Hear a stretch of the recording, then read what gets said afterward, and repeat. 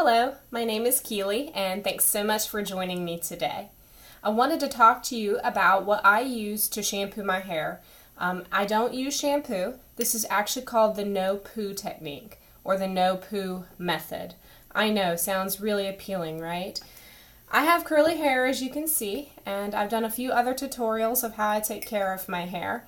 But one thing that I have done that has kept the frizz down and kept my curls a lot softer looking is by not using commercial shampoos any longer.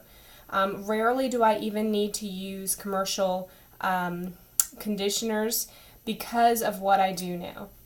This is very simple, but when I first read about the no-poo regimen, I was a little bit confused, and it took me some time to figure out what needed to be done so that I could implement this. The first thing you need to do is start with some baking soda, and you don't have to use Arm & Hammer, but this is just what I happen to have.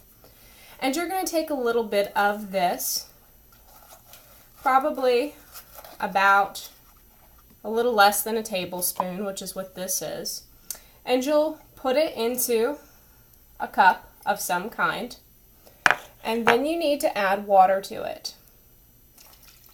Now I do all of this in my shower, and this is about 1/3 a cup of water. This is what I would do every day, and then I actually just take my finger in the shower and I stir it up. And then I would pour this mixture into my hair. On the top, I'd sort of saturate as much as I can. I realize there's not a lot of liquid in this cup, but this is about all you need, and you don't need a whole lot more baking soda than that. Or you're going to have a problem where you're going to have a lot of baking soda build up on your scalp. Once you pour that baking soda water on your hair, you just scrub it like you would with shampoo. Now clearly there will not be any bubbles, and when you start doing this, it might be difficult to think, okay, is my hair actually clean because there's no bubbles? And we equate cleanliness with bubbles a lot of times. There won't be any of that, but you need to make sure that you really rinse it out very good, scrubbing your scalp with it. I've been doing this for about 5 years, and my husband joined me a couple years ago in this. He has dandruff, and ever since we've been doing this technique, he doesn't deal with as much dandruff, and he had it really bad. So I don't have to buy dandruff shampoos any longer, and I also don't have to pile a lot of hair product on my hair to keep it soft. For a long time, I used to wash my hair with shampoo every other day and then use a big heaping portion of conditioner each day. So after you've done your baking soda rinse and scrubbed it really good, the second thing you need to do for conditioning your hair is to use a vinegar rinse.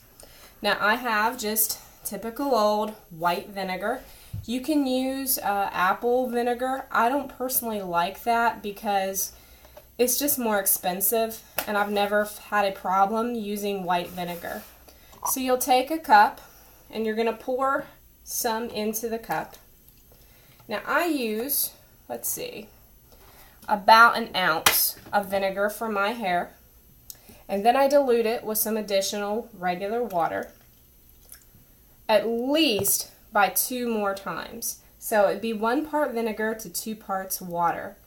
And after all the baking soda is out of my hair, I pour in this vinegar rinse, and I just pour it over my hair in the shower. Before I get out of the shower, I make sure that I have rinsed all that vinegar out. You are going to smell some of the vinegar, but when your hair is completely dry, you'll no longer smell it. It is something to get used to. My husband actually hates the smell of vinegar, but it has helped our shower stay a little bit cleaner because we are putting vinegar down every day, which is something that fights against mold. As far as my hair goes, it's been so much more manageable now that I do this technique. For your hair, it's going to take some playing around. If you have dry hair, you need to have a bigger vinegar amount that you use for the rinse. So I use about 1 ounce, maybe 2 ounces in the winter, and that's because my hair is really dry. If you have oily hair, you might consider using less vinegar. It will take some time to play around with it. Another problem that I have sometimes is I don't always get the baking soda out of my hair. So you just got to be very careful and scrub and rinse that out. I no longer use conditioner because of this method, and my hair has been less frizzy ever since I've started using it. It just shows me that a lot of the products that I was using was contributing to the dry and frizzy look to my hair. The other thing that I wanted to point out to you is that with this, it's so much more cost effective, and you don't have to worry about putting harmful things on your hair. I've not had any problems with it. I do have one friend who tried this out who has really fine hair, and she felt that she couldn't get a brush through it. And I think that you'll just have to play around and figure it out. You might have to add a little bit of conditioner to your hair every now and then. But good luck to you, and if you have any questions, please feel free to leave me a message in the comments, and I will be glad to get back to you.